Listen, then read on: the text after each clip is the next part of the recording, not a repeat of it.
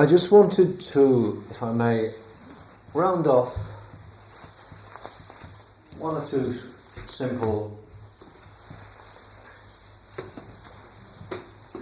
details.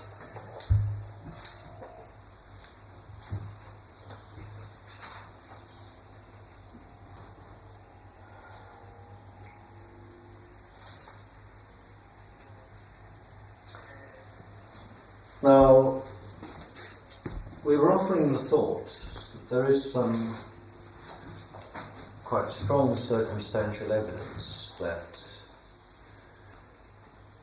Britain, in the centuries preceding the period of Arthur, and maybe during the period of Arthur,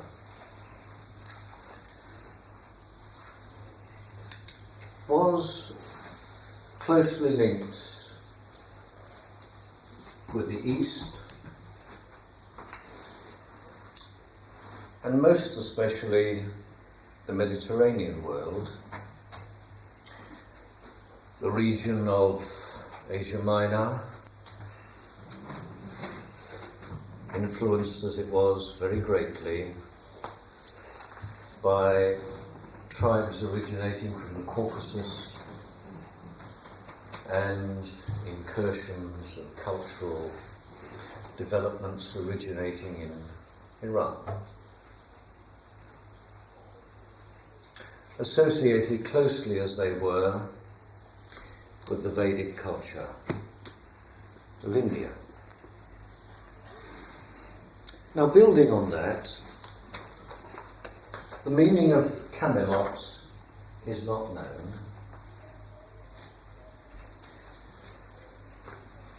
And we have suggested, as you know, that Camelot is Kamalok and Kamalok is Kamaloka, Kamalok, which is the dwelling place of Kama. Now, in the period of very strong Greek influence in India, I think there is evidence that the Hindu pantheon became over-influenced by the Greek wish for syncretism. And Kama rather conveniently became equated with Cupid, the love god.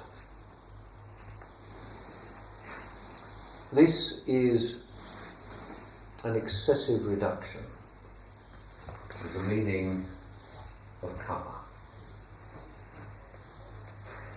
One can tell this by the lineage of Kama, a very illustrious lineage. Now, Kam means wish or desire.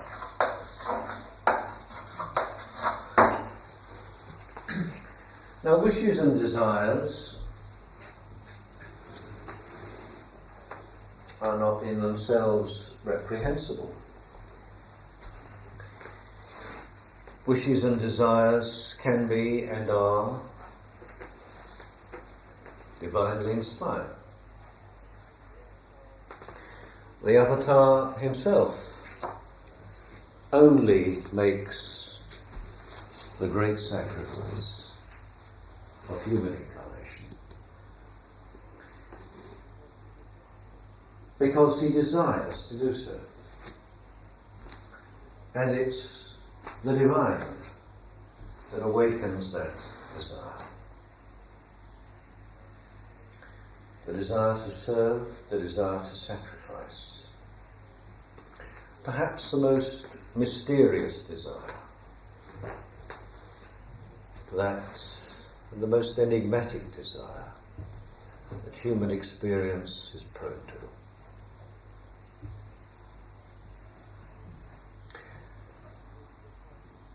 There's a beautiful passage in Khalil Gibran's book, The Prophet.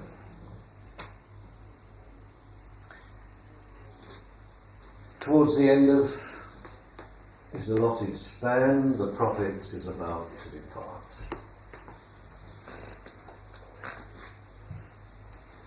And he's saying his last meaningful words to the populace he has lived amongst. And he ends by saying, a little while, a moment of rest upon the wind, then my desire shall gather dust, and another woman shall bear me.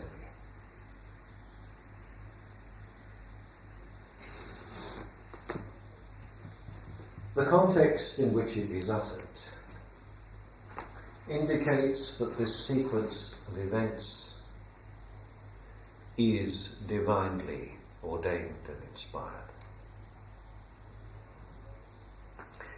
and that the desire which gathers dust that ensures his incarnation is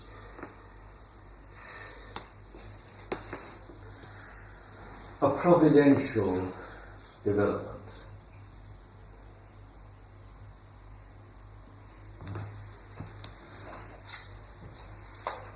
Now, come means wish or desire. Come up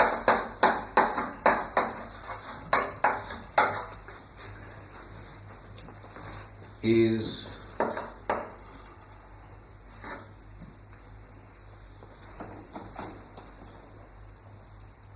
the love God.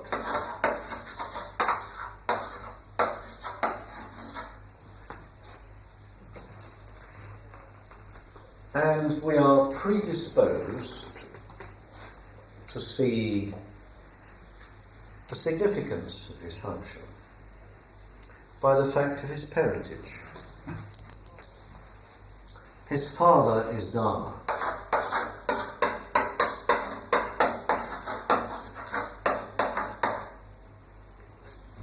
And there's more than one version of his mother.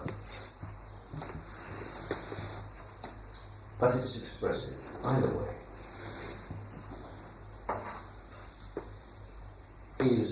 His mother is Lakshmi.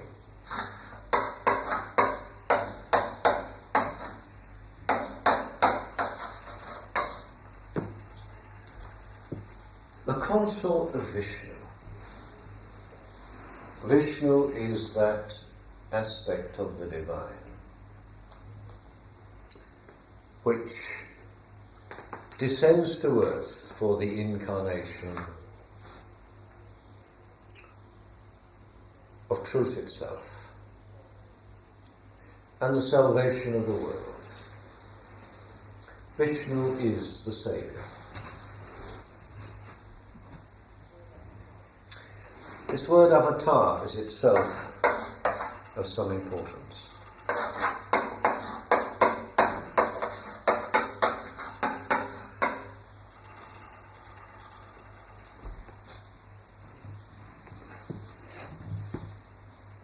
Lakshmi is derived from Lak,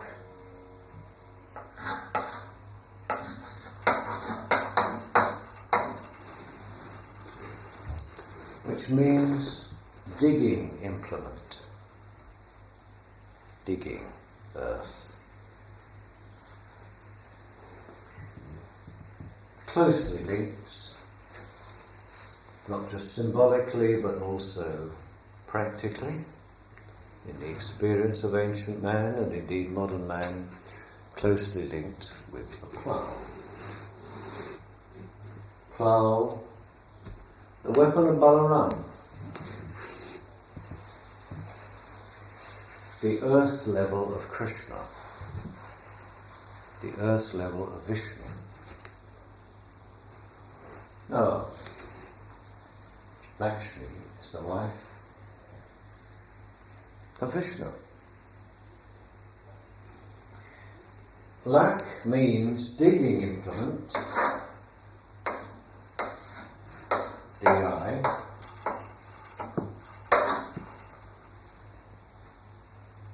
or phallus.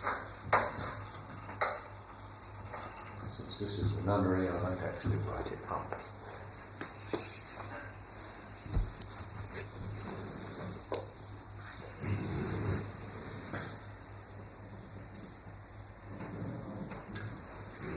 Now, Lakshmi is the goddess of supreme purity, who was born at the occasion of the Samudra Mantana, the churning of the ocean of milk. Lakshmi is linked with milk and nurturing and fruitfulness. And everything benign, but positively throughout, the pure.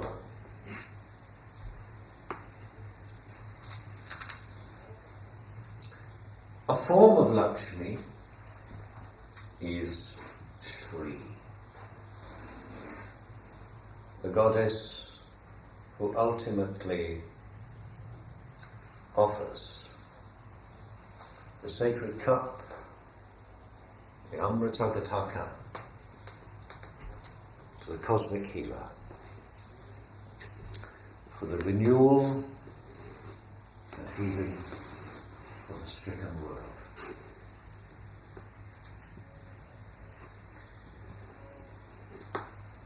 Now,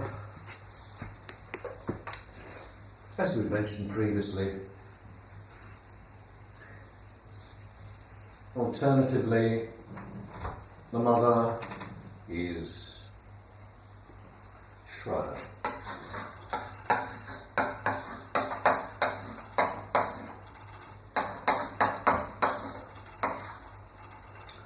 Which is faith.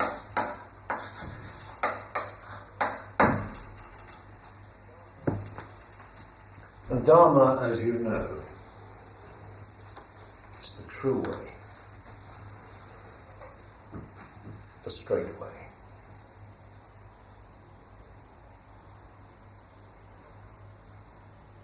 Sadhu means straight,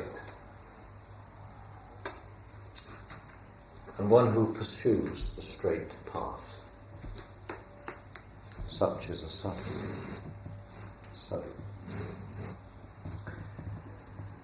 As distinct from crooked. Vriginya, crooked, is the designation of the crooked serpents, the crooked dragon.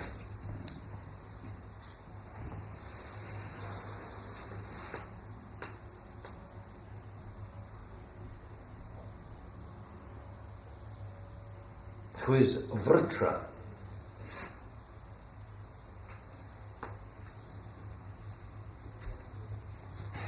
linked again with vrittis, which are the human thought forms.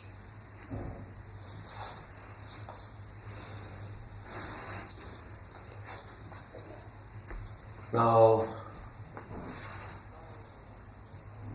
a child then of Dharma and Shraddha, or Shri, child of Dharma and of faith, is Kama.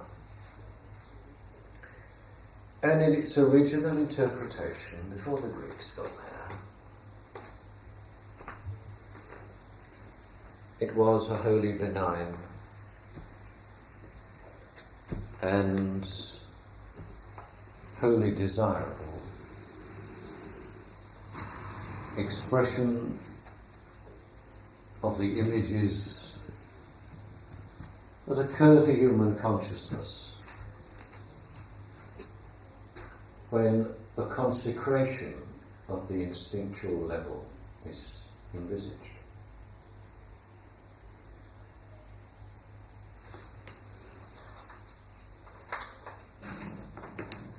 Now,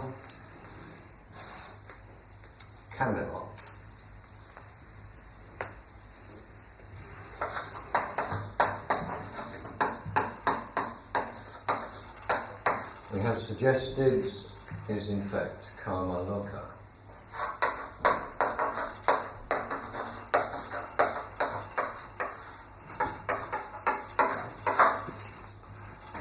The dwelling place of Kama, the love god.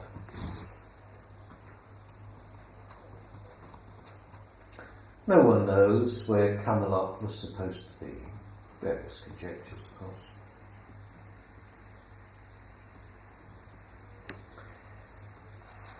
But very much a part of the story is somewhere called Avalon.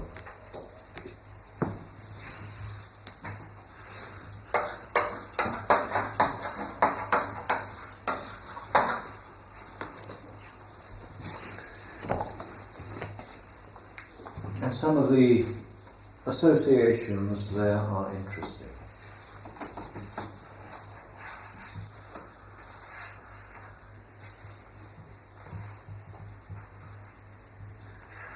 Pardon my referring to these notes, it makes it quicker than all.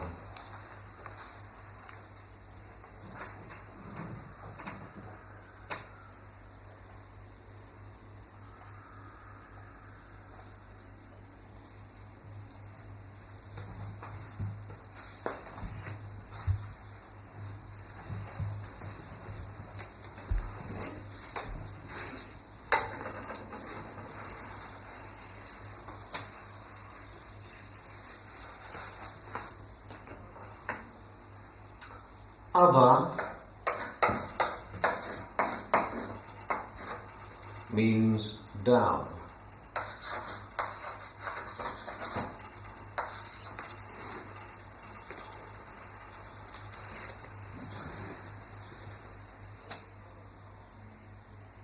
The avatar is the descended one.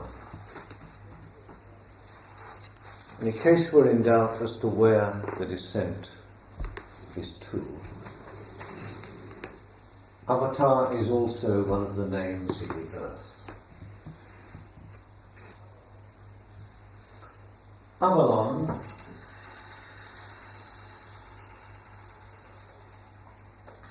is the level of the instinctual intelligence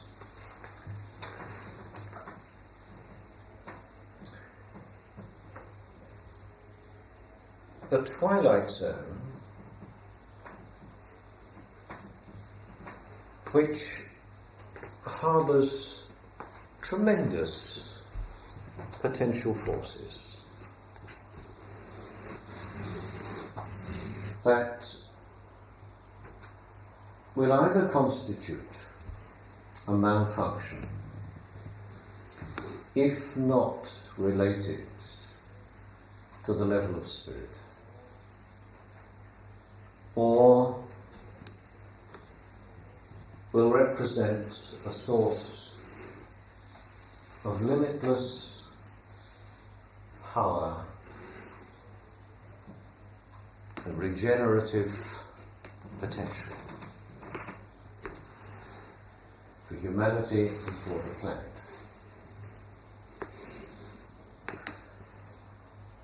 The level of Avalon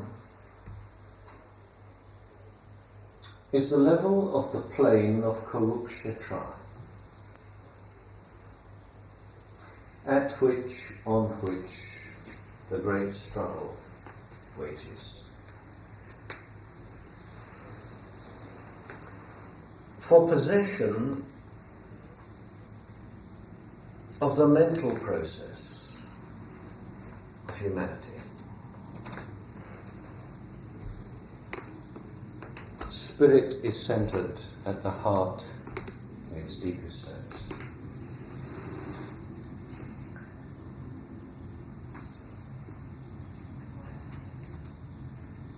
The heart is closed.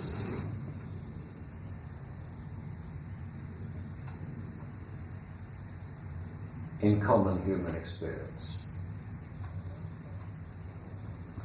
And malfunction inevitably then prevails. because the energy of head and the energy of the instinctual level fuse. All too much and all too often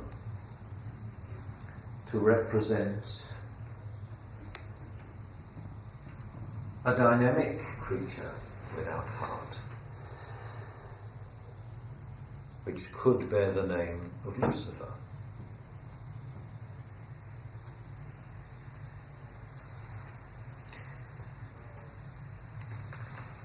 Now,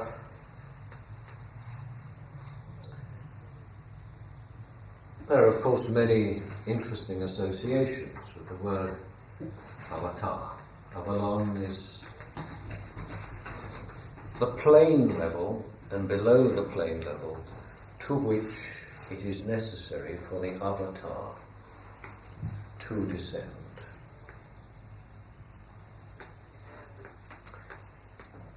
Now, the banner of Kama contains the symbol of Jalarupa.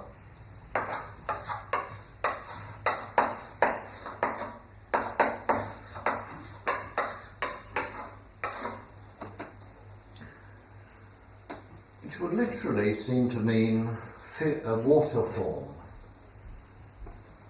But the water form, or the form of the one who dwells in the water, is fish. Now the fish symbol is potent throughout Jewish history. Dag means in Hebrew fish, and it is the symbol for Messiah.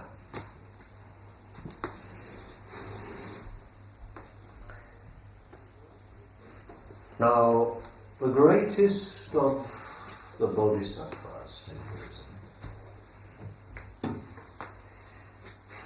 in the longest form of his name, which is of course the Indian one,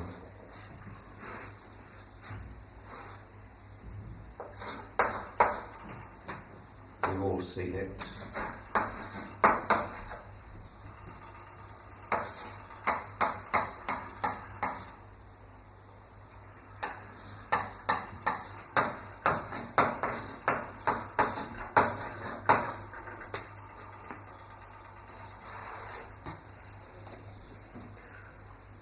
Avalokiteshvara, the Bodhisattva of supreme service.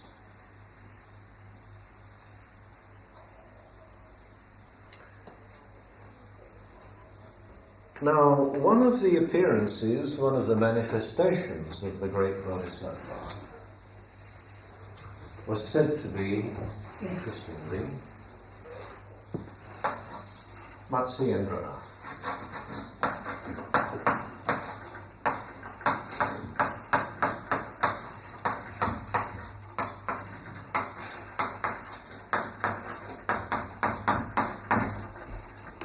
Matsyendranath. You know, Matsyendrasan, the twist, is said to be the posture in which he habitually meditated.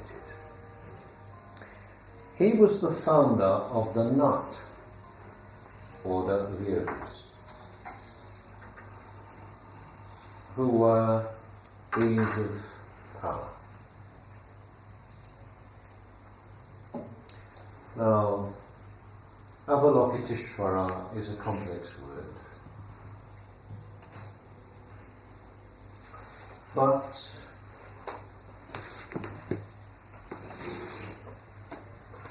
it expresses Ava, down, Loka, the place, the locality,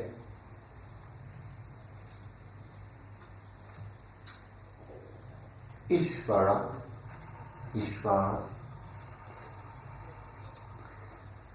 which is the personality form of the cosmic Purush, the supreme personal God.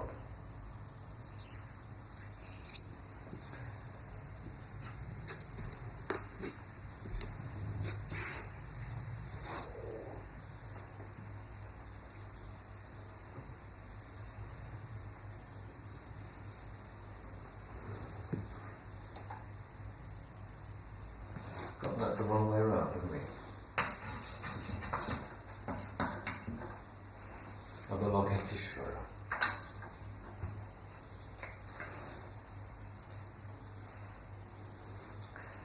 Ish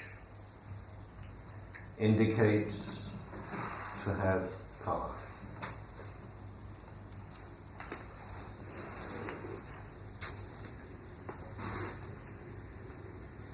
Now the struggle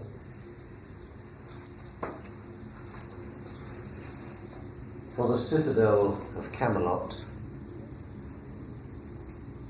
is essentially the same struggle as the struggle of Kurukshetra.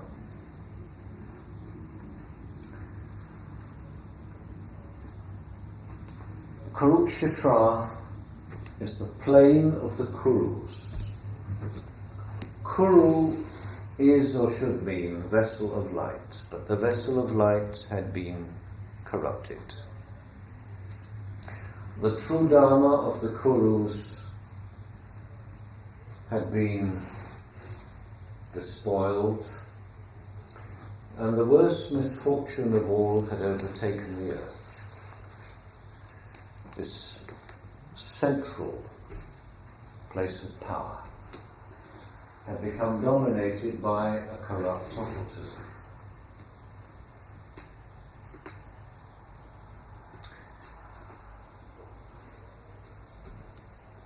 In Camelot, in Avalon, in the realm of Arthur, there is again a struggle for Kamaloka.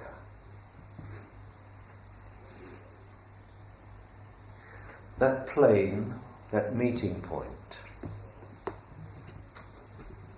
where earth and heaven should ideally conjoin,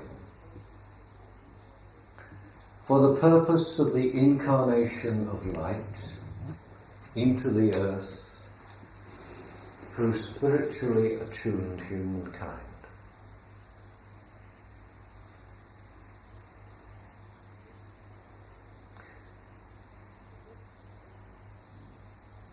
In both cases, the cause, the ostensible cause of the struggle, is an internecine struggle, an internecine war. A struggle between close kinsmen. An internal struggle. And in the case of Arthur's Britain, it's the story of the downfall of the Round Table.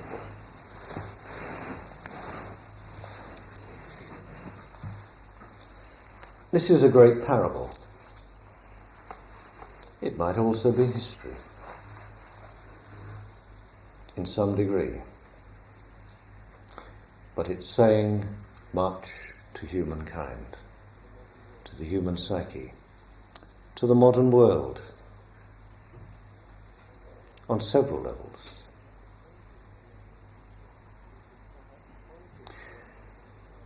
It's perhaps pointing to an ancient karmic link between the White Island, Britain, Svetadvipa, between the Honey Island, Britain,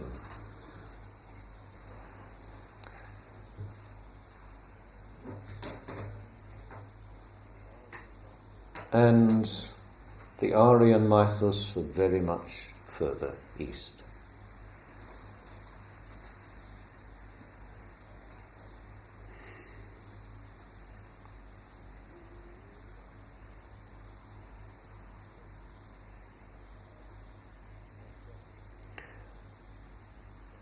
does it all mean for here and now?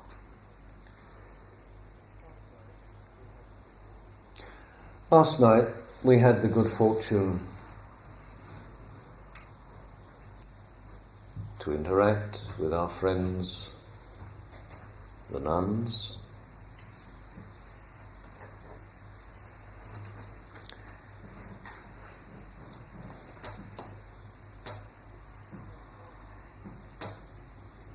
And one can't consider the question of nuns or monks,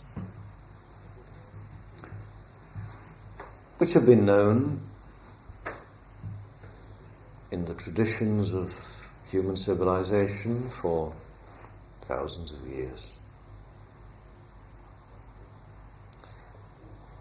without wondering what is the underlying cause and the underlying purpose of this separation, this segregation.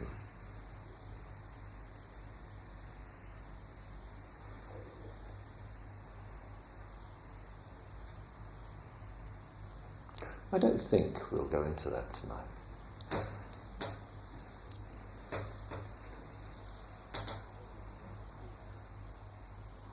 Maybe we'd like to reflect on it.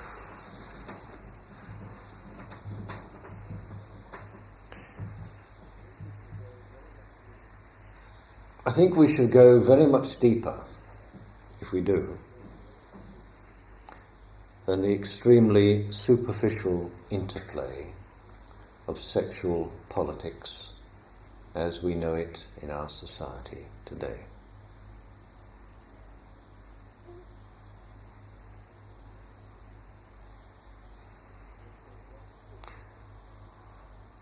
Some drastic organic surgery at some remote time had to be enacted on humanity in order to ensure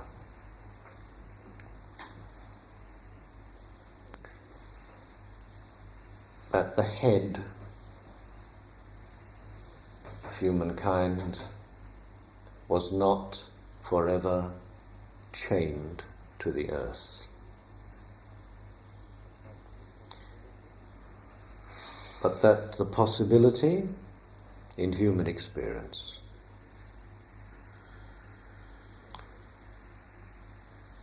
of regeneration, resurrection and ascension could take place through a new and higher level of integration, subjectively and objectively.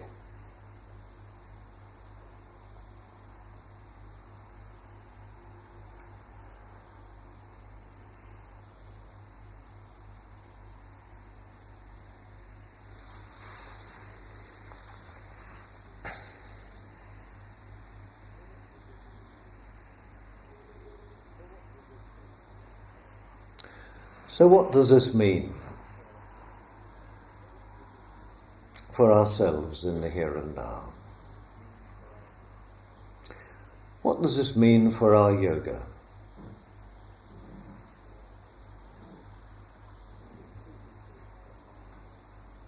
What is seeking to express itself in our time,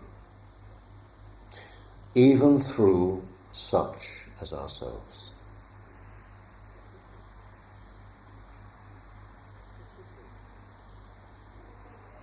It could be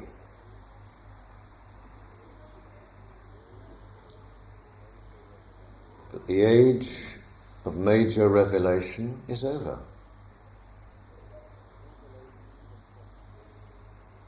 Revelation and prophecy is occurring everywhere if we have the eyes to see, the ears to hear. The scientists are the great revealers currently, rather more than those whose preoccupation is the spiritual life, religion.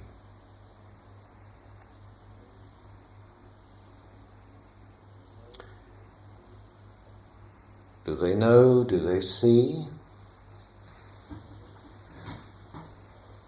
the implication of what is revealed through science?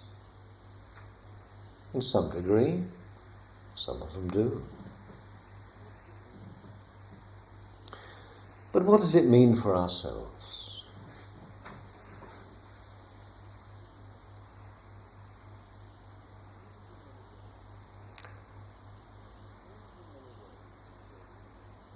It means in many ways, surely, a return to fundamentals, real fundamentals. The most fundamental thing of all, the meaning of breath and breathing.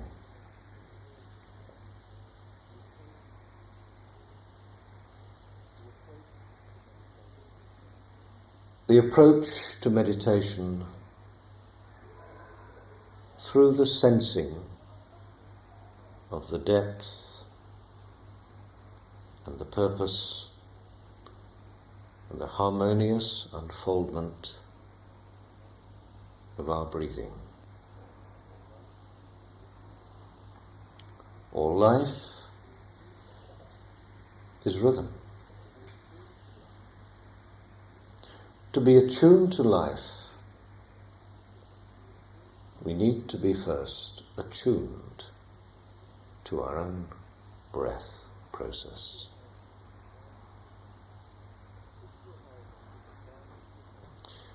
This will have profound implications both physically and psychologically.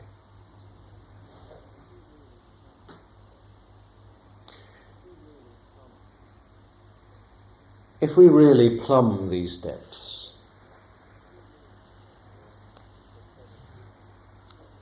then the therapeutic potential for self-healing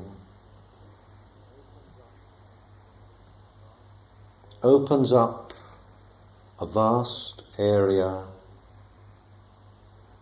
of discovery and regeneration for all of humanity. A fundamental reorientation, if meditationally, in the spirit of simplicity and questing harmony and needing transformation. We look deeply at the source of our simplest, most profound, organic truth. In all the ancient languages, one word for spirit and breath.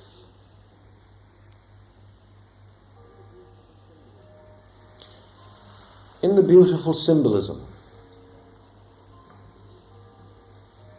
of the Semitic tradition and the Christian tradition, the Holy Spirit is the breath of God.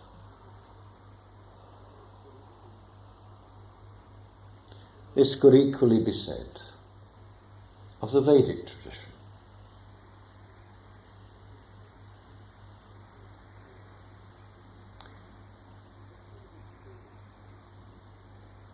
If we would truly know the meaning of meditation,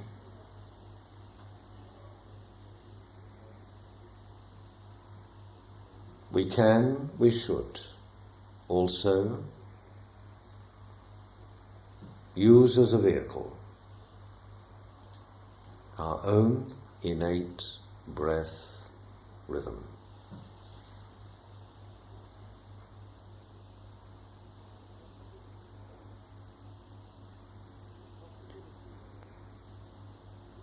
the possibility then arises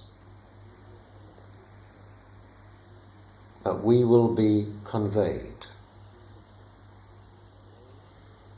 through our own potential, our own innate energy of inner discovery towards meditation, which is harmony and strength, stillness and power.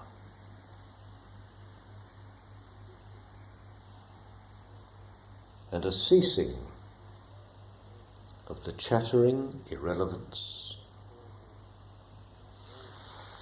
that causes all the nonsense that projects from our head center.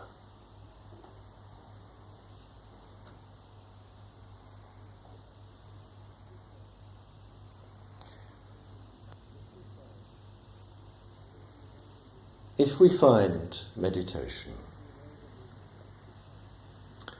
and if we know the meaning of breath,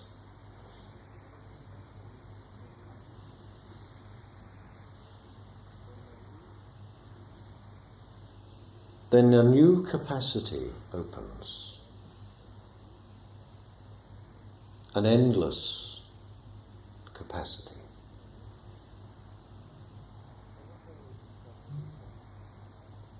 For not only discovery but revelation.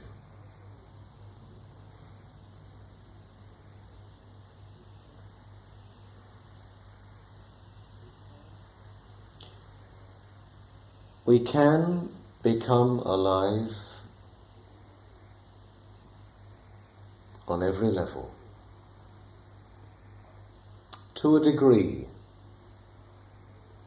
unimagined in our previous experience.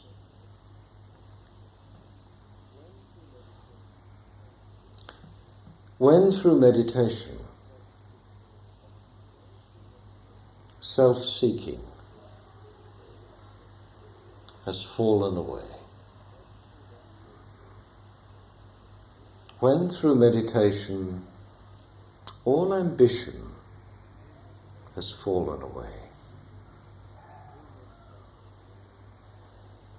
and through meditation there is that simple surrendering to the life potential, the breath of the divine that would take possession of our being if we so allowed it.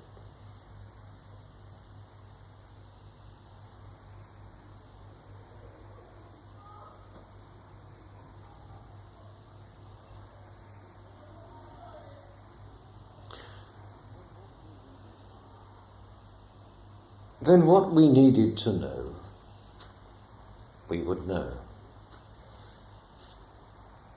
What we needed to find, we would be shown.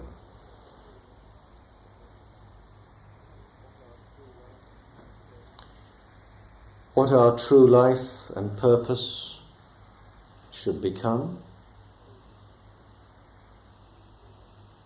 will become plain.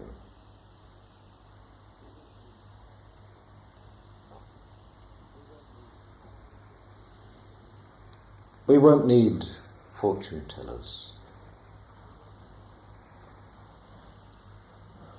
We won't even need the daily astrologer in the popular press.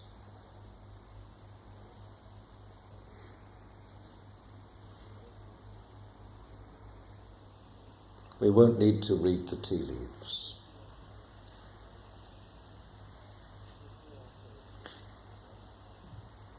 If we are so attuned, life itself will be our guide. Life itself will take whatever form is needed for our fuller growth, our further development, and the revelation of how best we could and should be serving life itself, the earth itself, through service to humankind. So,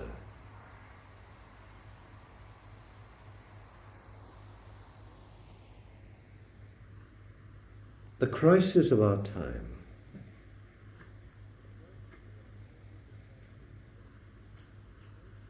as with the crisis of many previous ages,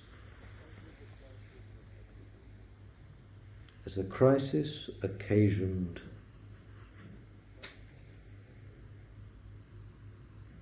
by the descent of spirit into substance.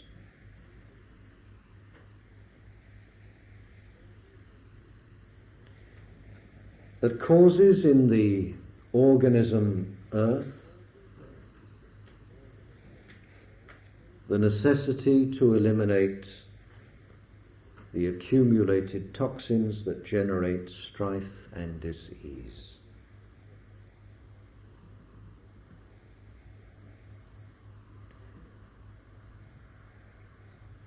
The war of Kurukshetra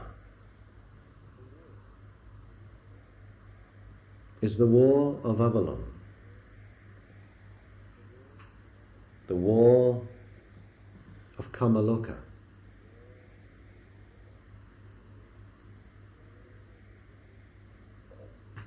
Struggle for possession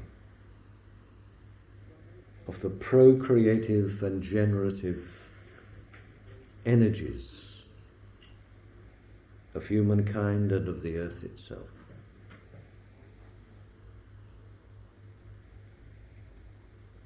What a problem humanity has made.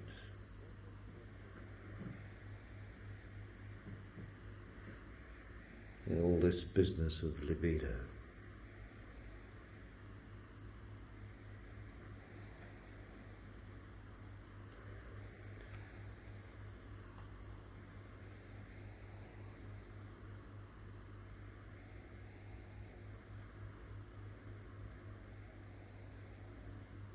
Humanity stands now at the crossroads.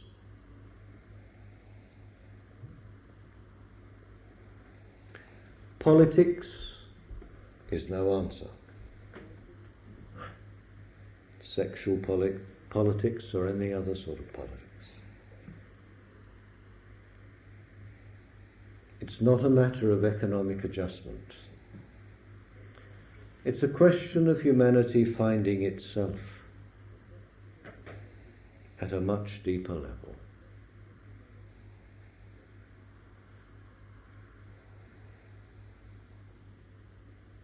Why is it we cling to trivia when we could know truth?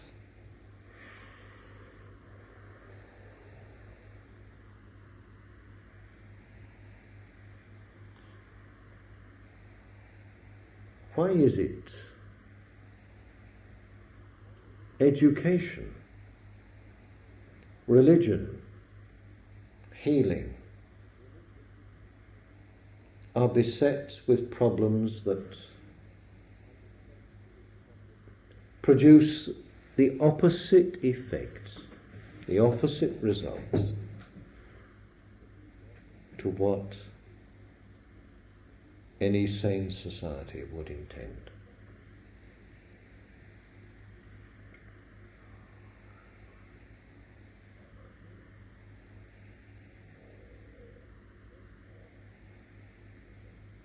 But the first necessity and the first question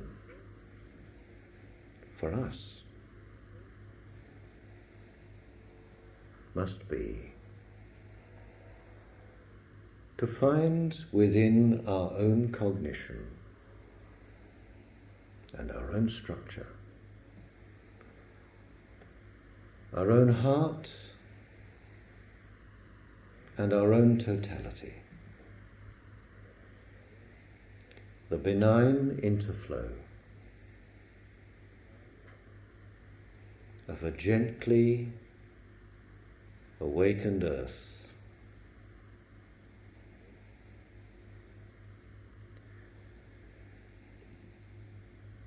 and the light of a regenerating dawn.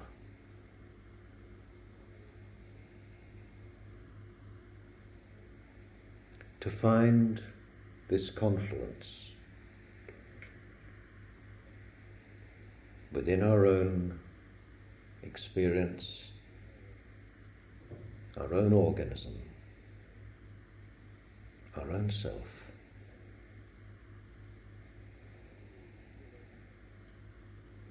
A finding which will only happen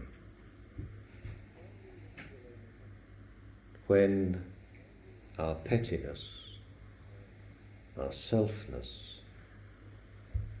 our silliness has diminished into nothing.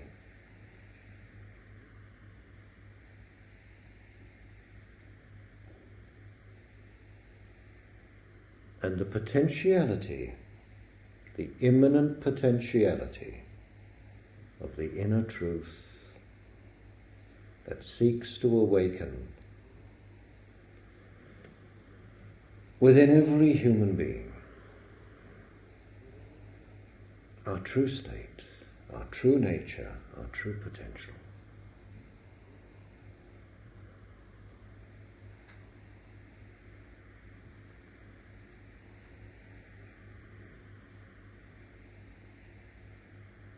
Then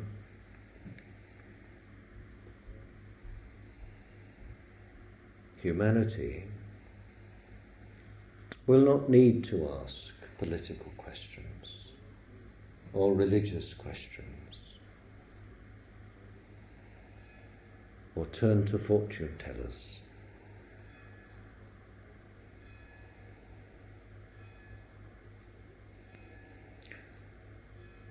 The literature of the world will be an open page to our searching eyes, if we need to know.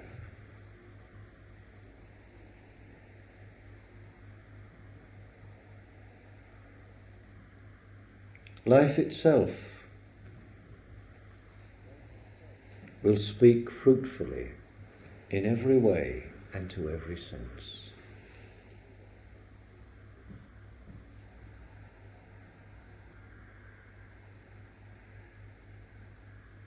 The inner light will ensure that we become the temple of the living Spirit,